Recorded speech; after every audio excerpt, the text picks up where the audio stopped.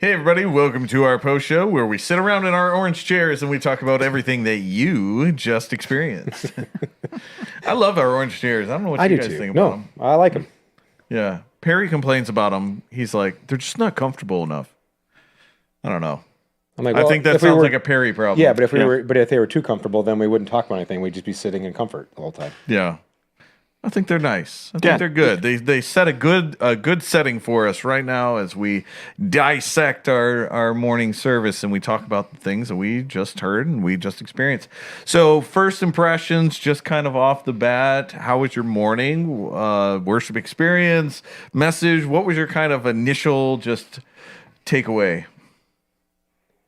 I love the worship with, especially the last song, just ending a total praise to God and reminding of who He is and how He is in our lives and how He shows up in so many facets. It's just nice to dwell in that before you hear the word. It is. Yeah. It is. And that song particularly, I think it does such a good job just kind of recapping that and kind of refocusing, getting us to that place where we can just be like, you know what, God, I recognize all of who you are and I worship you. Right.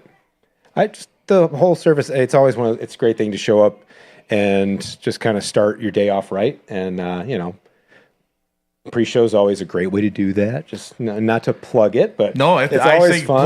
plug it right now. I'd Plug say it watch it anyways. because number one, we always have fun, but two, it's very it just tells you everything that's important that's coming up in our church and what our church family does around here. So today we really highlighted how awesome Big Serve was this past week and how we served so many people. And let's Big Surf recap. Let's just talk about it real fast. I know you guys did a little bit on the pre-show. Yes. I do want to touch base because it's such a big part of who we are.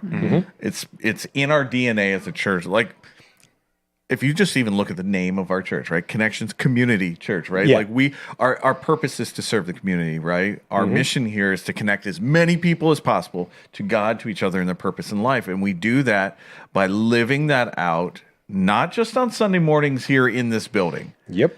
And I think that's what we have to.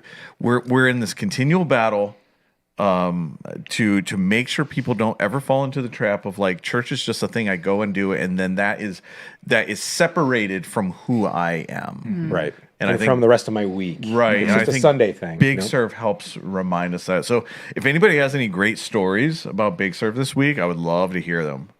I got to operate a brush hog. That was pretty sweet. A brush hog. Like, yeah, man, it was a supercharged mower thing. I was in the back for about hour and a half, just cutting down weeds that were like 4 feet tall. Just it was fantastic. That's cool. That's Good cool. time. Have you ever used a brush hog before? Once, but this one was a little more powerful than the last one I got. to Yeah, use. But, soup it up. but what was the best part was when I in turn left, I thanked our Big Sur family for letting us serve on them because it can be tough to take help, because and they said this would have taken us months to get through. So I was like, all right, I know that's why we're here. So yep. Very cool. Yeah, I got the privilege to work actually at a couple of different sites. So the first one that I went to was at one of the local schools for the elementary school, and I got to pull a bunch of weeds. But it was at a playground, and they probably hadn't pulled weeds. And Which school was it? Schoolcraft, one of the Schoolcraft. elementary schools over there. It looked like they hadn't pulled weeds in a very long time, and so there's just weeds all over the place. So being able to do that, put some mulch over there, to be able to be a blessing to the community, I think was really cool because that's going to be used by a whole lot of different people.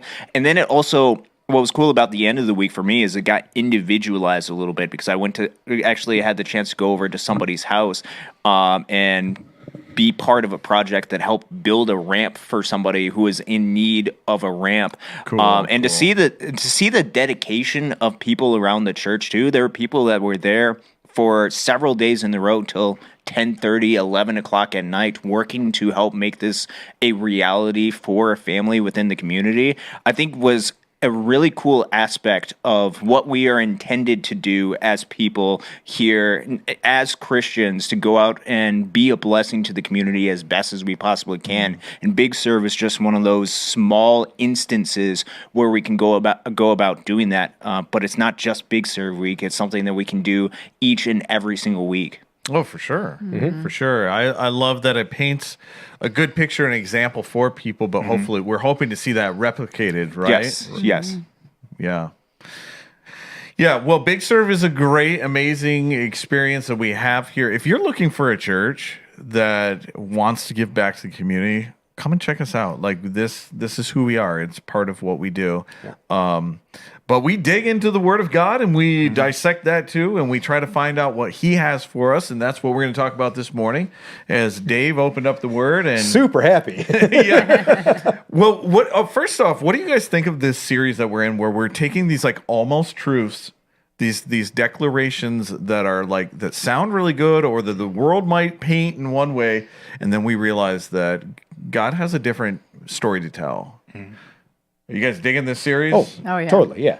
It's one thing. It's great because, again, you can get kind of caught up in this is how, like, if I follow, this is how things should happen. And it's great to be reminded, number one, but also you can point out to other people who are going through some tough times. It's like, hey, I also go through tough times. They're like, why are you so happy about it? Well, because I got God in my corner. And so these are just more stories you can use and more messages that help reaffirm that. So it helps me talk to other people about, a nice, easy way to get in talking about Jesus, which sometimes can be the hardest part. And if we crack that little part where they're like, why do you this is going on. How can you still be happy about it? Because of Him. And then that's sometimes all you got to say. Yeah, sometimes it's just that one little crack in the door that opens up that you can just that I can my just chance. Kool-Aid man through. Yep. Kool-Aid man. Yeah. Oh yeah.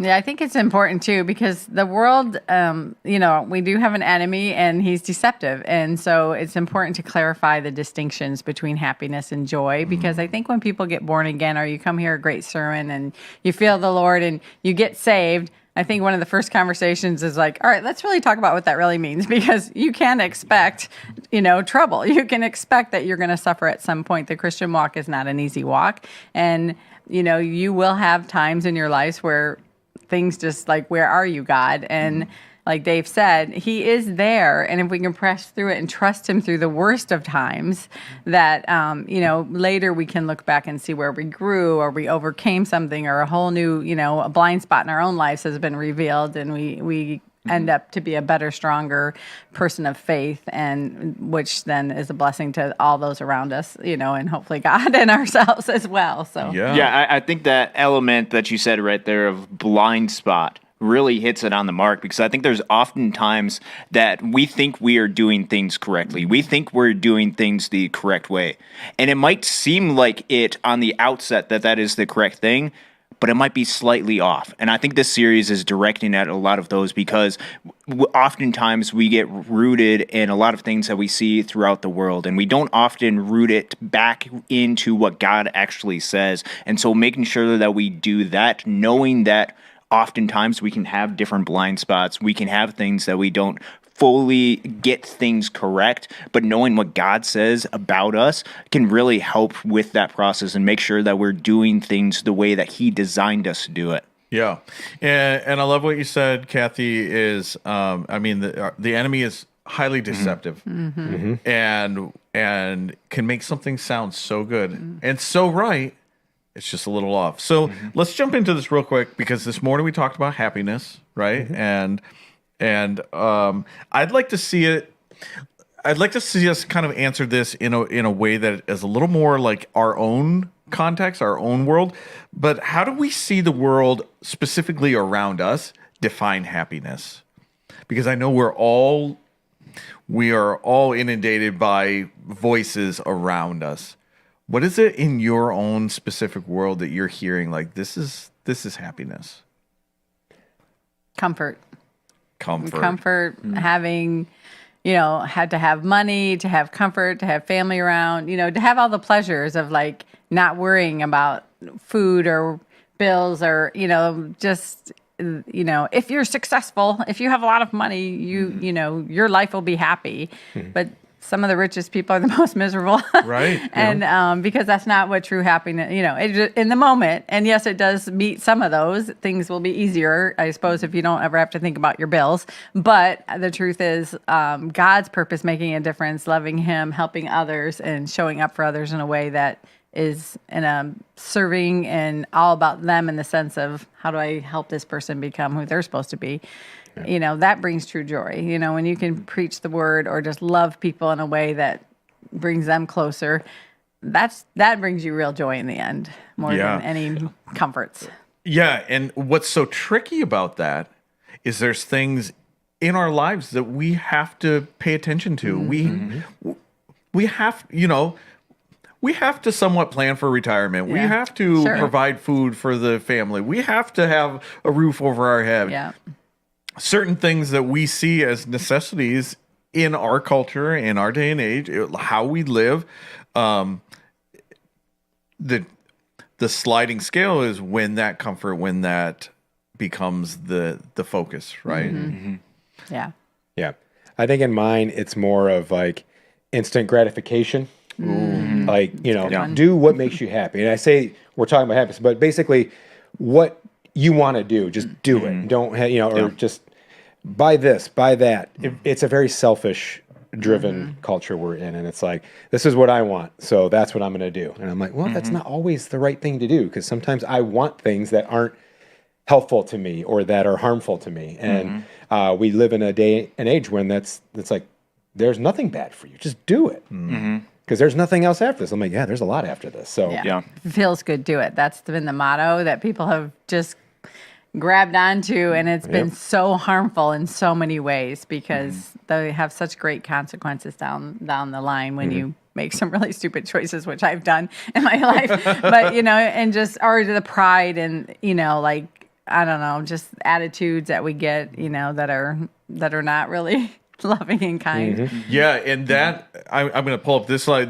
One thing that Dave said that was so just on the nose is some things that make you happy hurt you later. Yep. And some things that don't make you happy help you later. That's exactly what you're talking about. This much. instant gratification, this desire for immediate joy, for immediate, pleasure. Yeah, it's right on the head. Yeah. It's tricky to see too sometimes. It's like I thought about this is silly, but I used to be one of the coordinators of a teen youth camp years ago, and I remember pulling in, and there was a sign there saying, "Oh, don't pull into the grass." Well, I pulled right into the grass, and someone got up and they're like, "You're not supposed to park there." I'm like, "Oh, that's okay. I'm one of the coordinators," and in that moment, it's like the Holy Spirit said, "Bam!" Like, like what? Like I'm like, "Oh, my bad. I'm gonna move my car," because it was just like I get to be different because I'm helping run something, and it was just like pride, and immediately my heart was just like, that was the worst response. And it just revealed something in me that I didn't even know I was really, in that moment, showed that I was being prideful or, thought I could be an exception just because you have a title at that time. So I had to move my car way down and realize, swallow my pride, sorry, Lord. Well, and that takes us back to, I think it's one of the things that we see in the world all the time is this idea, this self-centeredness, right, in our world. It's all about me. It's all about making me happy. It's about my feelings. It's about everything comes back to me, right? And in that moment, that was exactly the motivation. Even though it was trying to be filtered through a different lens, but then the Holy Spirit reminded you, hey, cut it out. You're a servant. Yeah, get it back up. I've done something similar, and in my mind, I'm leaving all the nice parking spots for other people, but it's like, no, Andy, you have to follow the same exact rule as everybody else does. So just park further down and let them have the closer spots. So I'm like, all right, thank you. But it's the simple things. Yeah. Austin, what about you? How do you see the world around you define happiness? Yeah, it's a lot of that. Because you're in a slightly different generation. A little bit of it's a little bit of a different generation, and we would love to hear that Gen Z perspective. Yeah, it very much is a lot of that self-centeredness, what makes me happy, because I think a lot of the assumption that a lot of people have is I know what is best for myself, rather than the perspective that God knows what is best for me because he created me. I think a lot of people get that lost or confused, specifically because they don't have that personal relationship with God. And if you Yeah. don't have that personal relationship with God, it makes sense that you would know or feel like you would know what is best for yourself. And if you know what's best for yourself, you know what makes you happy, and so you'd want to go ahead and do whatever tries to make you happy. I think having that element of knowing who created you, knowing that God, and having that relationship with him should alter your perspective on what true happiness should be. And I think the message did a really good job pointing to that. Yeah, it did. I want to bring up another point that Dave made. It wasn't one of his slides, but he said this, and I thought, man, that's a profound statement that I want to pull up and just get kind of your feedback, your opinion on. He said, God will sacrifice our happiness for his holiness. And, man, that was kind of like a hammer. You know, like when, sometimes things are said and you're just like, yep, that's the statement that sticks out. That really, really hits home for me. Has there been an experience that you've had where your happiness needed to be sacrificed for his holiness? I know I'm putting you on the spot, Yeah. thinking, "Oh man, that's a tough I one." mean, to be fair, and it's on a smaller scale, but every single Big Serve, like I could easily go to a movie or something that I would, give me personal immediate joy. But when I put that aside and go like just willingly help somebody out for no other reason other than God calls me to do it, I guarantee I always leave feeling better about that choice. But also, we don't know what those fruits or what those seeds will do in that family that we helped, or those, or even people that they may in turn tell. Because I've had some people go, like say they heard from so and so that this church helped them, and I was like, oh yeah, so I got to tell them about Big Serve. They never went here. They didn't even have any ties to us, but they still hear about it.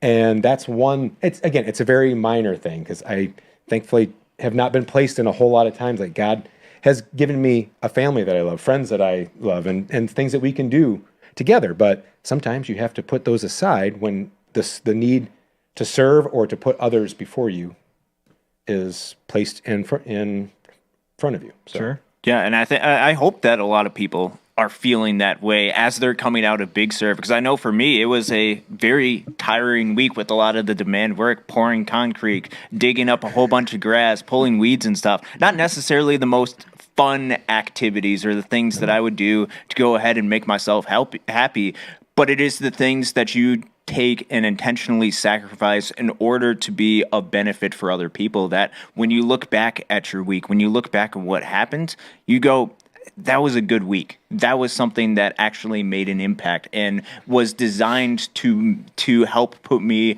in a situation to where I could be of benefit for others, that I can actually act out the way that Jesus wants us to act out towards other people who are in need. So I think this week actually was a really good example of self-sacrifice of things that we wanted to do or things perhaps that made us happy to be of benefit for other people.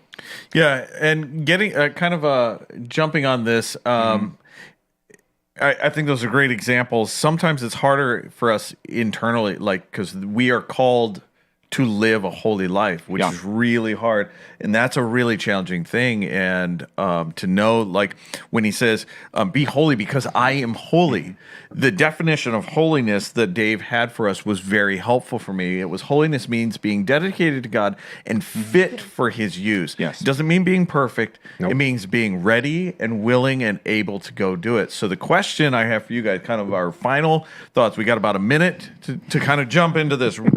I know our time is almost up, but are you ready and fit for His use? I mean, this, and maybe it's maybe it's just a question that we need to throw out there and let everybody kind of mull on it. But I think this was such an important part of this morning for us to self-analyze and discover, are we really chasing after holiness? So I'm throwing it out there. If anybody wants to say anything, are you fit for his use? Are you ready and fit?